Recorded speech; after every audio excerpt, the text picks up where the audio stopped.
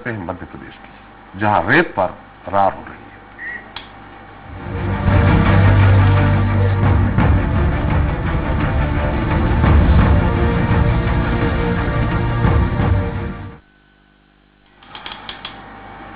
तो मध्य प्रदेश में जारी विधानसभा के बजट सत्र में गुरुवार को कांग्रेस विधायकों और मंत्रियों के बीच जमकर नोकझोंक हुई। दरअसल कांग्रेस ने राज्य की पर्यटन एवं संस्कृति मंत्री उषा ठाकुर द्वारा वन विभाग से जेसीबी मशीन छुड़वाने का मामला उठाया था, जिस पर खनिज मंत्री विजेंद्र प्रताप सिंह नहीं दे सके, ऐसा विपक्ष का कहना है।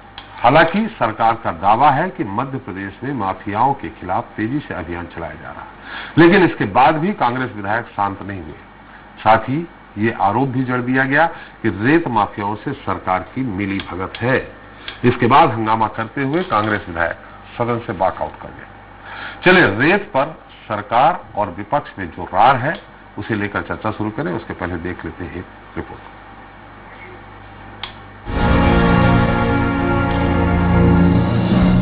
माइनिंग माफिया मध्य प्रदेश में हावी नहीं हो सकता। मैं कांग्रेस से ये जरूर कहना चाहता हूं कि वो प्रदेश को बदनाम बार बार माफिया का नाम लेके ना करें। मध्य प्रदेश में अब रेत पर सियासी घमासान जोर पकड़ रहा है। दरअसल शासन प्रशासन के तमाम दावों वादों के बावजूद रेत के अवैध खनन का खेल खत्म होने का नाम नहीं ले रहा है। हालांकि सीएम शिवराज इसे लेकर सख्त हैं और अवैध खनन के काम में जुटे माफियाओं को लगातार चेता भी रहे हैं, लेकिन फिर भी रेत का अवैध कारोबार धड़ल्ले से जारी है। ऐसे में इस बड़े मुद्दे को लेकर विपक्ष विधानसभा में सरकार को घेरने की कोशिश में लगा है।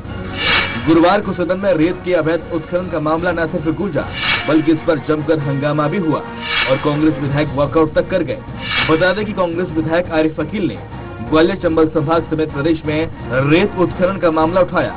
इस पर मंत्री ब्रजेंद्र प्रताप सिंह ने जवाब देते हुए कहा कि ग्वालियर चंबल के साथ ही दूसरे संभागों में टेंडर के जरिए खदानों का ठेका दिया गया है, किसी तरीके का अवैध उत्खनन नहीं हो रहा है। मंत्री के जवाब से असंतुष्ट कांग्रेस विधायक जीतू पटवारी ने सरकार पर आरोप लगाए और कांग्रेस के दूसरे विधायकों ने भी हंगामा किया। इनका कहना था कि सरकार सही जवाब नहीं दे रही। विपक्ष ने मंत्री कमल पटेल के अवैध उत्खनन की शिकायत करते हुए मंत्री उषा ठाकुर द्वारा वन विभाग से जेसीबी मशीन छुड़वाने का मामला भी उठाया। इतना ही नहीं, कांग्रेस ने सरकार पर माफियाओं से मिली भगत का आरोप भी चढ़ा। विपक्ष के हल्ला बोल पर मंत्री विश्वास सारंग ने कहा कि सरकार प्रदेश में किसी भी प्रकार की माफियागिरी नहीं चलने देगी। जनता की गाड़ी कमाई को लूट के जिस तरीके से खरीदे हुए जनादेश की और जुगाड़ की सरकार बनाई है और उसमें जो पैसा माफिया ने लगाया उनको संरक्षण देने का काम पूरी सरकार और पूरे मंत्री पूरी ताकत से साथ कर रहे हैं और यही काम करने में वो लोग लगे हुए हैं। हमारी सरकार अवैध उत्खनन के खिलाफ कटिबद्ध है और हम किसी भी तरह मध्य प्रदेश में माफियागिरी नहीं चलने देंगे।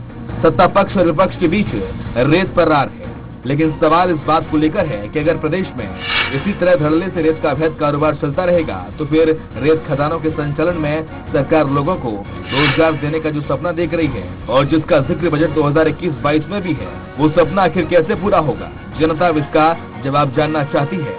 Bureau report, Swaraj express.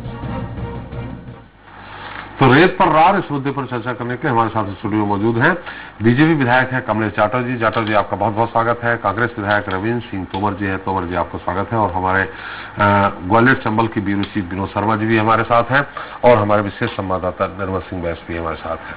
सबसे पहले तोमर जी, आपसे ही सवाल करेंगे। निश्चित तौर पर विपक्ष में होने के नाते अगर रेत माफिया सक्रिय है, खासकर चंबल संभाग में जो पहले अरसों पहले 10 समस्या से ग्रसित हुआ था, आज की डेट में रेत माफियाओं से ग्रसित है ग्वालियर चंबल पूरा।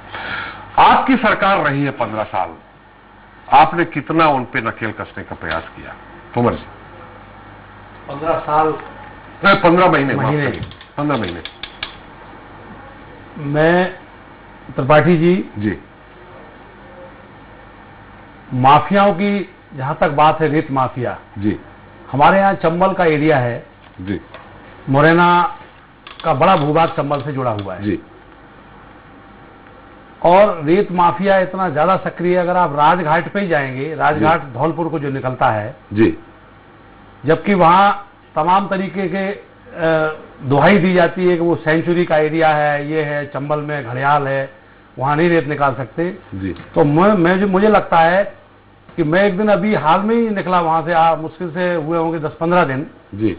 तो वहां कम से कम 500 ट्रैक्टर मुझे नजर आए पुल के नीचे जी, और जेसीबी और डंपर जी, तो जाहिर सी बात है कि रेत माफिया जब सक्रिय नहीं है तो दिन दहाड़े जहां चंबल में एक मुट्ठी रेत उठाने के लिए उस पर मुकदमा हो जाता है। दूसरा मैं ये कहना चाहता हूं कि हमारे माननीय मुख्यमंत्री जी बहुत बड़ा बयान दे गए जी, कि किसी प्रकार के माफिया को बख्शा नहीं जाएगा, हम गड्ढे में गाड़ देंगे, उल्टा लटका देंगे।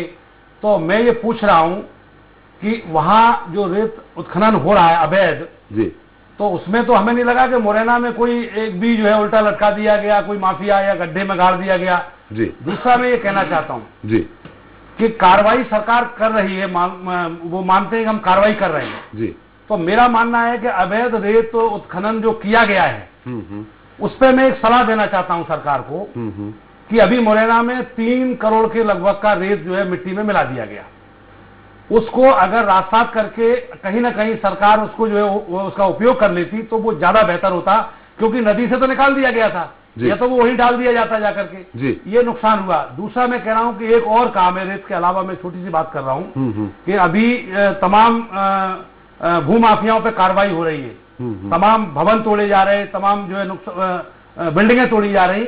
तो मैं ये इस पर भी मेरी सलाह है कि ये तोड़ने की कार्रवाई अच्छी है, माफिया पर कर रहे हैं, बड़ा बढ़िया काम कर रहे हैं, लेकिन मैं कह रहा हूं कि बर्बाद वो रास्तात करके एक नियम बनाया जाए कि इस पर कोई अपील नहीं होगी तो क्यों ना उस पर स्कूल खोला जाए, हॉस्पिटल बनाया जाए, ये बर्बादी क्यों की जा रही। बिल्कुल, आपका सुझाव बहुत अच्छा है, कमलेश से उत्तर लेंगे, लेकिन एक प्रश्न हमारा बड़ा छोटा सा उत्तर चाहूंगा। 15 महीने आपकी सरकार रही, आज गोविंद सिंह जी ने, पूर्व मंत्री गोविंद सिंह ने रेत का मुद्दा फिर उठाया। उस दौरान भी जब कांग्रेस की सरकार थी और मंत्री थे उस दौरान भी वो ये कहते रहे, आप कांग्रेस के विधायक हैं तोमर साहब, वो कहते रहे कि रेत माफिया सक्रिय है, इन पे नकेल कसनी चाहिए। तो मतलब मुख्यमंत्री, तत्कालीन मुख्यमंत्री कमलनाथ जी ने नहीं सुनी, न नकेल कसने का प्रयास किया। तोमर जी नहीं, मैं आदरणीय डॉक्टर साहब तो हमारे वरिष्ठ नेता हैं जी, मैं ये कहूंगा कि उन्होंने अगर इस प्रकार का कुछ उस समय बयान दिया है, मेरी जानकारी में वो नहीं है, लेकिन मैं इतना कह रहा हूं कि उन्होंने अभी मुश्किल से हुए होंगे 8 महीने या 7 महीने जी, उन्होंने नदी बचाओ अभियान के तहत एक बहुत बड़ा जो है पदयात्रा निकाली, मैं भी उसमें गया था जी। तो वो तो इस पक्ष में कभी रहे नहीं कि किसी प्रकार से रेत उत्खनन हो।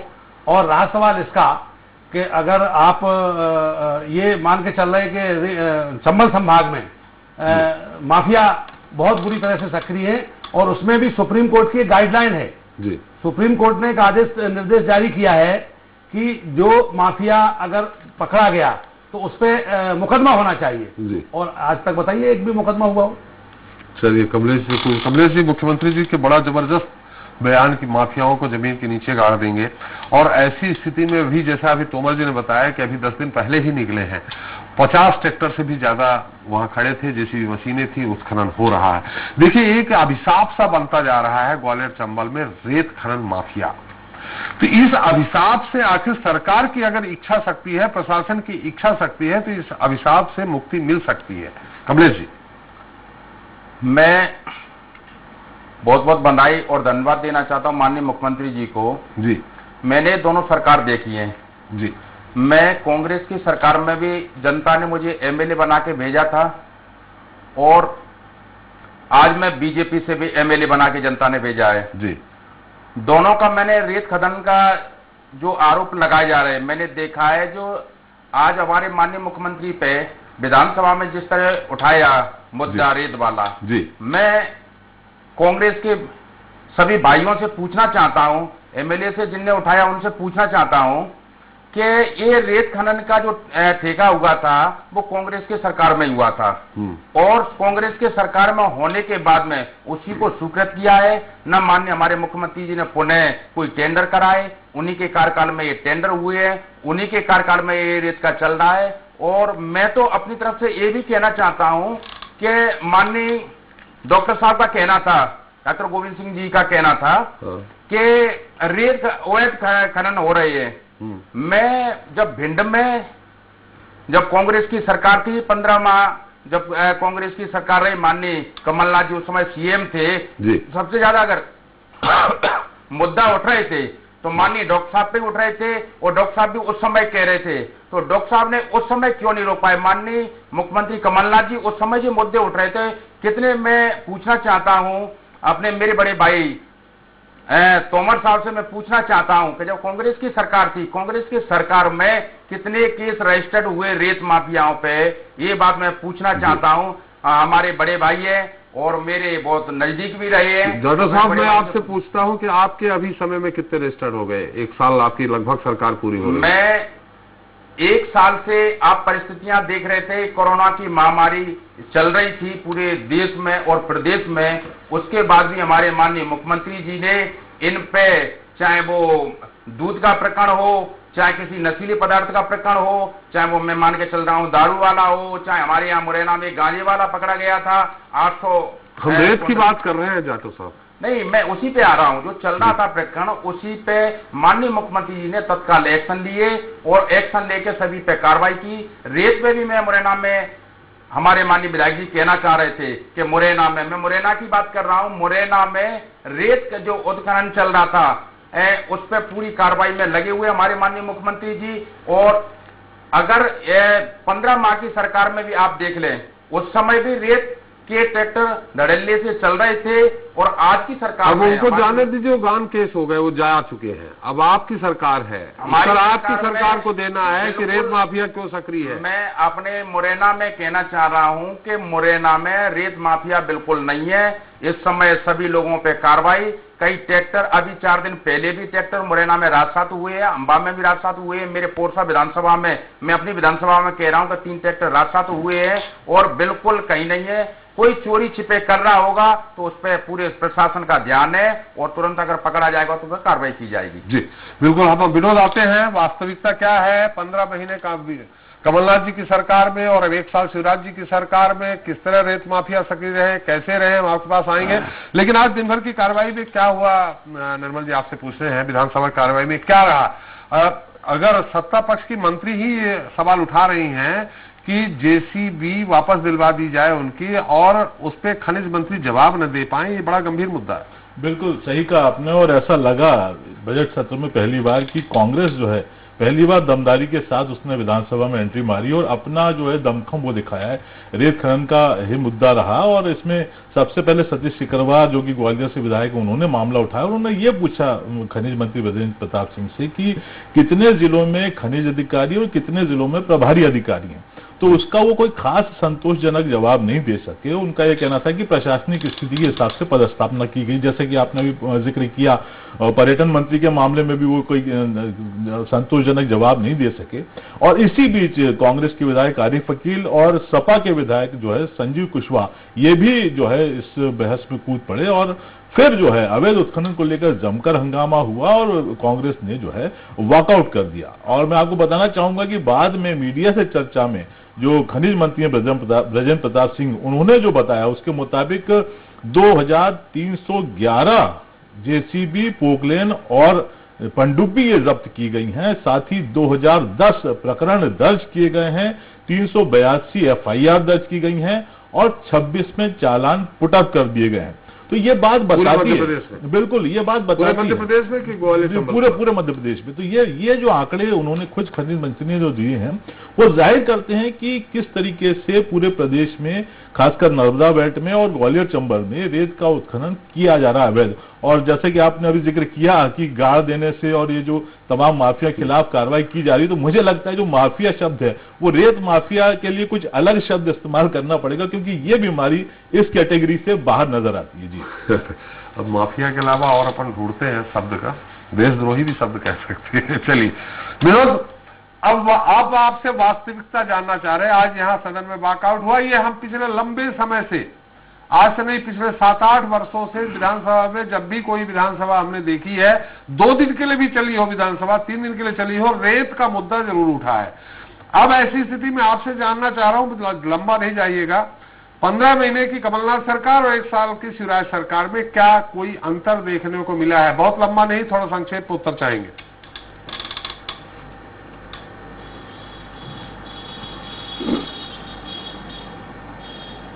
त्रिपाठी जी, जो अवैध उत्खनन की कहानी है वो दोनों ही सरकार में एक जैसी दिखाई दे रही है जी। जमीन में गाड़ने से या उल्टा लटकाने से ये अवैध उत्खनन नहीं रुकेगा। अवैध उत्खनन रोकने के लिए एक जिम्मेदारी तय करनी होगी, क्योंकि राजनीतिक बयानबाजी से तो ये संभव नहीं है। और जो जैसा कि अभी जो चर्चा चली कि मुरैना में जो पुल के पास रविंद्र तोमर ने जिस तरह से देखा विधायक जी ने कि वहां पर जो ट्रैक्टर ट्रॉलियां भरी जा रही हैं, और बाकी जो पुल के नीचे है राजघाट जिसको कहते हैं, जहां सेंचुरी अभियान है, जहां से कछुआ और घड़ियालों की लिए संरक्षित किया गया है, और कोर्ट का स्पष्ट निर्देश है कि वहां से एक मुट्ठी रेत नहीं उठा सकते। लेकिन आज मैं आपको बताना चाहता हूं कि ग्वालियर में आज भी चंबल का जो रेत है उसको नष्ट किया गया, उसको मिट्टी में मिलाया गया। तो ये मतलब तो साफ है कि वहां से तकरीबन 60 किलोमीटर दूरी से, यानी कई थाने हैं, कई चेक पोस्ट हैं, वहां से रेत आ रहा है बाकायदा, जो प्रतिबंधित है। और सरकारी इमारतों से लेकर तमाम जगह वो रेत उपयोग में हो रहा है। जब प्रतिबंधित है तो आ कैसे रहा है? उत्खनन हो रहा है और उसको लेकर जवाबदारी क्षेत्र के थाना प्रभारी की होती है कि वहां से इस तरह से न निकले। विनोद, जब प्रतिबंधित है तो आ कैसे रहा है? क्या इसमें पुलिस प्रशासन सब मिले हुए हैं? आपने एक बार ये भी बताया था कि जहां से रेत निकलती है वहां के थाने प्रभारियों को पदस्थ होने की बोली लगाई जाती है।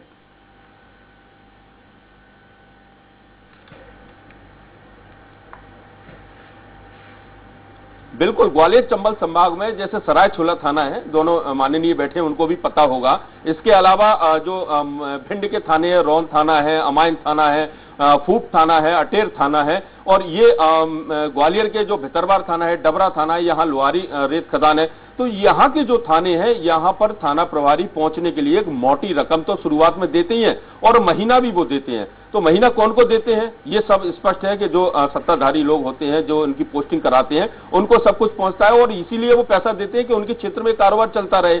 अगर थाना प्रभारी चाहे तो एक ट्रैक्टर ट्रॉली नहीं निकल सकती, क्योंकि वो पूरी तरीके से वहां पर सुरक्षा व्यवस्था कर सकते हैं, चेक पोस्ट लगा सकते हैं, लेकिन उसके बाद भी ट्रैक्टर ट्रॉलियां निकल कर आती हैं, और जब बाहर निकल कर आती हैं, जब कोई अभियान चलता है तो उनके खिलाफ कार्रवाई की जाती है। और राजनीतिक इच्छा शक्ति जब तक नहीं होगी, केवल बयानबाजी करने से रेत के उत्खनन नहीं रोका जा सकता।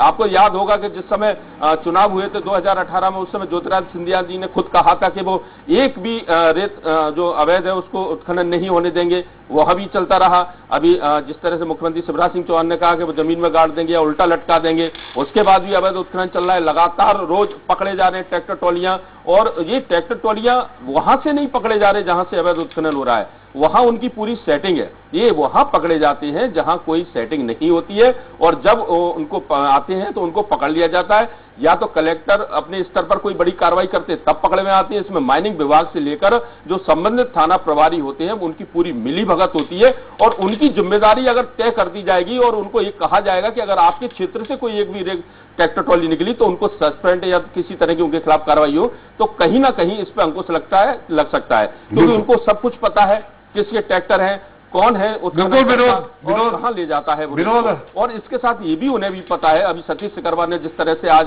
कहा विधानसभा में कि बिल्कुल विरोध है। थोड़ा सा इस मुद्दे में चूंकि ज्यादा समय नहीं है, तोमर जी से पूछ लेते हैं। तोमर जी जिस तरह से कह रहे हैं विनोद जी कि बकायदे इसके पहले जानकारी भी है कि थाना प्रभारी चाहे, उनको सब पता है कि किसका ट्रैक्टर है, किसका ट्रक है, अगर चाहे तो एक मुट्ठी भी रेत नहीं निकल सकती है। ऐसे क्या आप सहमत हैं इस बात से कि हाँ, सरकार चाहे कांग्रेस की रही हो चाहे बीजेपी की रही हो, इच्छा शक्ति की कमी और भ्रष्टाचार का मुद्दा जो है वो ये माफियाओं को सक्रिय कर? विनोद शर्मा जी की बात से त्रिपाठी जी, ये आपके चैनल के माध्यम से प्रदेश की 7 करोड़ जनता इस चैनल को देख रही है जी। मैं कहना चाहता हूं, ये बिल्कुल सत्य है कि जिम्मेदारी तय कर दी जाए जी, और इसमें थाना प्रभारियों की बिल्कुल मिली भगत के बगैर ये काम हो ही नहीं सकता जी। दूसरा मैं एक चीज और कह रहा हूं, जैसे विनोद शर्मा जी ने बहुत अच्छी बात कही, कोई जिम्मेदारी तय तो करनी पड़ेगी जी। मैं सरकार को भी एक सुझाव इस रूप में भी देना चाहता हूं। एक तो ग्वालियर चंबल संभाग में खासतौर से भिंड और मुरैना में ज्यादा रेत उत्खनन की ज्यादा मारामारी रहती है।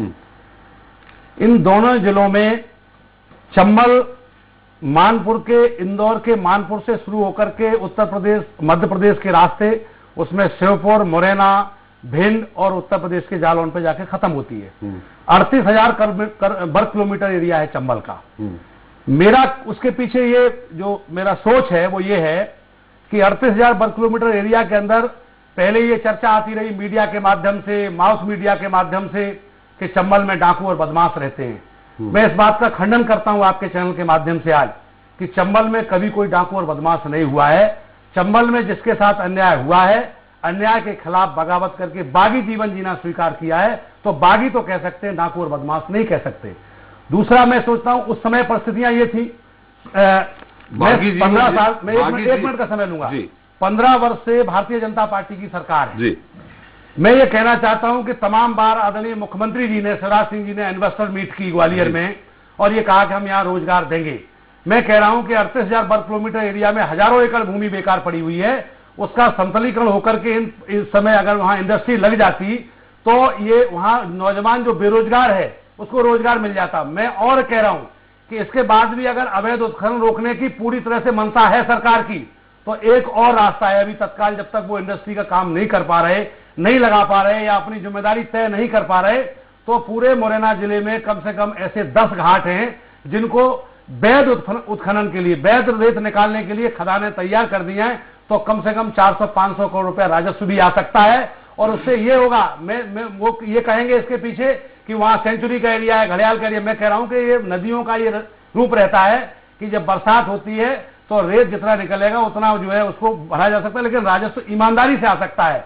दूसरी चीज ये है कि चंबल के निवासी, चंबल के आसपास जो रहने वाले लोग हैं, जब नदी बाढ़ में आती है तो नुकसान किसका होता है? वहां जो लोग रह रहे हैं उनका नुकसान, उनका खेती बाड़ी का, उनके घर बह जाते हैं, उनके लोगों का नुकसान होता है, पाला पड़ता है, ओले पड़ते हैं, सूखा पड़ता है। तो जब नुकसान वो उठा रहे हैं तो कहीं ना कहीं तो उनका उसको बेनिफिट तरीके से मिलना चाहिए, जो सरकार को इस पर विचार करना चाहिए गंभीरता से। बिल्कुल नहीं, आपने कहा कि वो बागी है, बागी जीवन जीवन पसंद करेंगे क्योंकि अन्याय के खिलाफ वो उठे हैं, लेकिन अन्याय के खिलाफ जिनने अन्याय किया है, अगर कहा जाए तो सिर्फ उनके साथ बागी हो, उनके साथ बदला ले।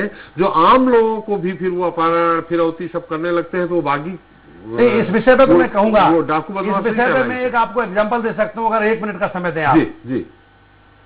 डोंगर साहब बटवी सिंह का नाम आपने सुना होगा, वो अंग्रेजी हुकूमत थी उस समय, वो बागी थे। नंदपुरा गांव है सिकरवारी क्षेत्र में, हमारे तोमरघाट का ही क्षेत्र, वो हमारे मुरैना जिले का हिस्सा है वो।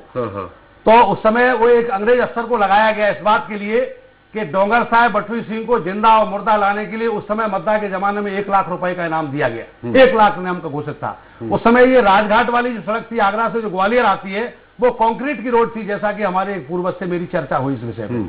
तो उन्होंने कहा कि डोंगर साहब बटवी सिंह को जिंदा मुर्दा लाने के लिए उस अंग्रेज अफसर की ड्यूटी थी कि डेली आगरा से ग्वालियर आता था वो।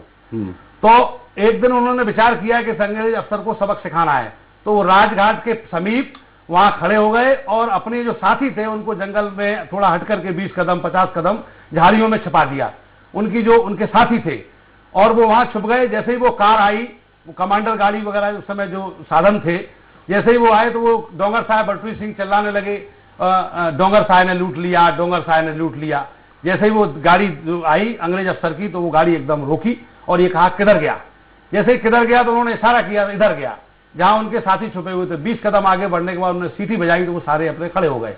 तो वो अंग्रेज अफसर कांपने लगा और ये कहने लगा कि आज हमें जिंदा छोड़ देगा तो हम अपने देश वापस चला जाएगा जी। तो अंग्रेज अफसर ने, डोंगर साहब बटवी सिंह ने कहा उस अंग्रेज अफसर से जो जिंदा और मुर्दा लाने के लिए 1 लाख रुपए का इनाम था, ये कहा कि 3 बार इस बात को कहिए। डोंगर साहब बटवी सिंह ने कहा उस अंग्रेज अफसर से, उन्होंने कहा आज हमें जिंदा छोड़ देगा हम अपने देश वापस चला जाएगा, आज हमें जिंदा छोड़ देगा हम अपने देश वापस चला जाएगा, आज हमें जिंदा छोड़ देगा हम अपने देश वापस चला जाएगा।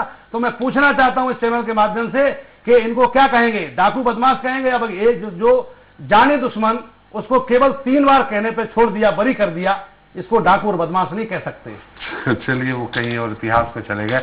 जाटव साहब, जो हमारे विनोद जी ने कहा कि जो प्रशासनिक अमला है, हम आरोप की न पुलिस पे लगा रहे हैं न किसी और पे, जो प्रशासनिक अमला है ये मिली भगत रहती है, बिना मिली भगत एक मुट्ठी भी रेत नहीं जा सकती है।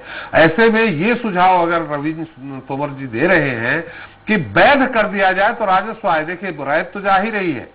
उन्होंने ये भी सुझाव दिया है कि 3 करोड़ की रेत मिट्टी में मिलाने की क्या जरूरत है, उसको सरकार बेच सकती थी। सरकार मिट्टी में, देखिए भवन निर्माण होंगे, बिल्डिंग्स बनेंगी, लोगों के भी घर बनेंगे, रेत की आवश्यकता पड़ेगी। वो नहीं रोकी जा सकती। ऐसी स्थिति में आप सरकार में हैं जाटव जी, आपका मत क्या है कि वहां वैध हो जानी चाहिए? अगर नहीं है तो क्या प्रशासनिक अमला मिली भगत नहीं है प्रशासनिक अमले की? और प्रशासनिक अमला अगर मिली भगत है तो जैसा बता रहे हैं कि मोटी रकम देता है, तो मोटी रकम किधर जाती है? उस मोटी रकम को रोकने का प्रयास करेंगे क्या आप सत्ता में हैं? मैं एक बात पूछना चाहता हूं जी। आज मान रहा हूं कि 1 साल होने को जा रही है, बीजेपी की सरकार है जी। इससे पहले 15 माह की सरकार कांग्रेस की सरकार रही थी जी। क्या कांग्रेस की सरकार में थाने में एसआई और टीआई नहीं रहते क्या? जी। क्या वो टीआई उस समय भी तो सत्ता के विधायक थे जी। तो सत्ता के विधायकों के रहने से होते हैं?